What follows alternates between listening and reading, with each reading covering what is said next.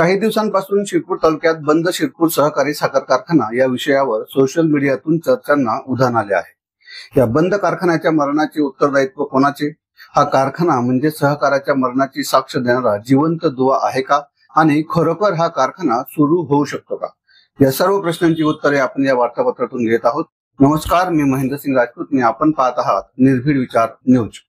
शिरपूर तालुक्यात दहिवत येथे उभा असलेला शिरपूर सहकारी साखर कारखाना हा केवळ ऊस प्रक्रिया करणारा प्रकल्प नव्हता, तर तो तालुक्याच्या अर्थव्यवस्थेचा कणा होता। शेकडो शेतकऱ्यांच्या आशा, स्वप्न, भविष्य आणि रोजीरोटी या कारखान्याशी जोडल्या होत्या।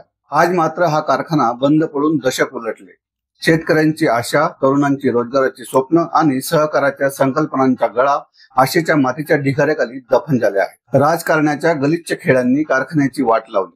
लात मारीन तेथून पाणी काढीन असं दिमाकाने सांगणारे नेते, कारखाना सुरू करू असे घोषणाबाज आश्वासन देणारे कारभारी आणि कारखान्याच्या गळाभोवती फास बांधून त्याचे राजकारण करणारी मंडळी यांनी मिळून कारखान्याला मरू दिलं, पण त्याच्या मृत्यूचं दुःख देखील होऊ दिलं नाही। कारखाना सुरू असताना अनेकांनी भ्रष्टाचार करून कारखान्याच्या टाळूवरचे लोणी खाल्ले। आता बंद कारखान्यावर राजकारणाची शाळा भरते। राजकीय ईर्ष्या, व्यक्तिगत द्वेष आणि आपलं काही जमत नसेल तर दुसऱ्याचेही जमायला नको ही वृत्ती हा या अपयशाचा खरा चेहरा आहे। शिरपूर सहकारी साखर कारखाना पुन्हा सुरू होईल असं अनेकदा सांगितलं गेलं। उद्घाटनाचे फलक लावले गेले, ऊस पुरवठ्याची तयारी देखील झाली, पण प्रत्यक्ष या यंत्राला पेट कधी मिळालाच नाही। हे सगळं निवडणुकीच्या हिशोबात वाहत गेलं आणि शेतकऱ्याचा जीव मात्र यात दरवर्षी खचत राहिला। प्रत्येक निवडणुकीत कारखाना जिवंत झाला आणि निवडणूक संपल्यावर तो दफन देखील झाला। या कारखान्याची अवस्था म्हणजे जगूही देणार नाही आणि मरूही देणार नाही असं राजकीय व्यवस्थेचं अघोषित धोरण आहे। शेतकऱ्यांना आशेचा भोपळा दाखवत त्यांच्या श्रमाचं, भावनांचं आणि भविष्याचं शोषण करण्यात आलं। सहकाराच्या नावाखाली राजकारण करण्यात आलं आणि खाजगीकरणाच्या हवेशात सहकाराच्या मूल्यांनाच या तालुक्यात नेहमीच गाडलं गेलं। प्रगतीचा आलेख उंचावणाऱ्या शिरपूर तालुक्यात आज नाममात्र देखील सहकार जिवंत नाही, ही फार मोठी शोकांतिका आहे।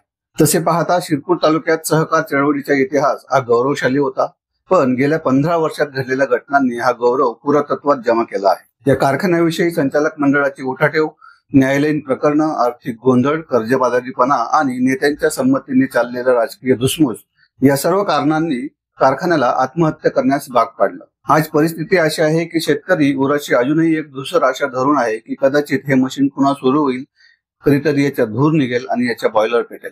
पण सांगायचे झालं तर ही आशा फसवी आहे, कारण या कारखान्याचं पुनर्जीवन केवळ आर्थिक किंवा तांत्रिक विषय नाही, तर तो राजकीय इच्छाशक्तीचा प्रश्न आहे आणि ती इच्छाशक्ती कोणाच्याही अंगी दिसत नाही। आजच्या घडीला जर कोणी विचारलं की हा कारखाना पुन्हा सुरू होऊ शकतो का, तर याचे उत्तर फार स्पष्ट आहे, राजकीय नाट्य संपल्याशिवाय नाही। आणि राजकीय नाट्य कधी संपणार नाही, कारण हे नाटक नेत्यांसाठी राजकीय ऑक्सिजन आहे। तसे पाहता कारखाना सुरू होण्यासाठी उद्घाटन झाले, शेतकऱ्यांना मार्गदर्शन झाले, नेत्यांची हमी देऊन झाली, मात्र पुढे ज्या कंपनीला काम दिले गेलं त्यांच्याशी करार झाला का? या कराराच्या अटी शर्ती नेमक्या काय हे तालुक्याला कधी कळलेच नाही। यात कोणत्या नेत्याची गोपनीय पार्टनरशिप तर नाही ना, असे देखील प्रश्न अधूनमधून उपस्थित होत राहतात। त्यामुळे अजून तरी अनेक प्रश्न याबाबत अनिर्णित आहेत। आणि जर अनेक दिवसांपासून हा कारखाना भाडेतत्वावर देण्याचा निर्णय झाला आहे, तांत्रिक पूर्तता करण्यात आली आहे, तर मग या ठिकाणी अद्याप कोणतीही हालचाल का करण्यात आली नाही? जरी काही तांत्रिक पूर्तता अपूर्ण असतील तरी किमान कामाला सुरुवात तरी केली पाहिजे होती, मात्र आज तागायत ती देखील शून्य आहे तो फक्त स्वप्नांचा बाजार। दहिवत हा कारखाना केवळ बंद पडलेला प्रकल्प नसून ती सहकाराच्या मरणाची सजीव स्मृती आहे। त्याच्या बंद दरवाज्यावर राजकीय स्वार्थाची जळलेली मुद्रा कोरली गेली आहे। राजकारण कसे तारक आणि मारक असू शकते याचा हा जिवंत पुरावा आहे। शेतकऱ्यांच्या डोळ्यात अजूनही धुसर स्वप्न आहेत, पण त्या स्वप्नांना आता वास्तवाच्या अंधाराची सवय व्हायला हवी। शेतकरी हा भाबडा असतो पण मूर्ख नसतो, हे नेत्यांनी देखील लक्षात ठेवायला हवं। त्यामुळे कितीही पळवापळवी केली, लपवा छपवी केली, भूलतापा दिला, खोटी आश्वासनं दिली, तरी कारखान्याच्या मरणाचे उत्तरदायित्व शेवटी हे या राजकारण्यांनाच घ्यावे लागेल। अनेक वेळा आश्वासन देऊन पूर्तता न झाल्याने आता तालुक्यातील जनता सोशल मीडियाच्या माध्यमातून कारखाना या विषयावर बोलायला लागली, चर्चा करायला लागली, आरोप प्रत्यारोप करायला लागली। तेव्हा आता आपली बदनामी होत आहे याचा भास होऊन तातडीची मीटिंग झाली, सुरुवात करा अशी फरमान निघाले अशी प्राथमिक माहिती आहे।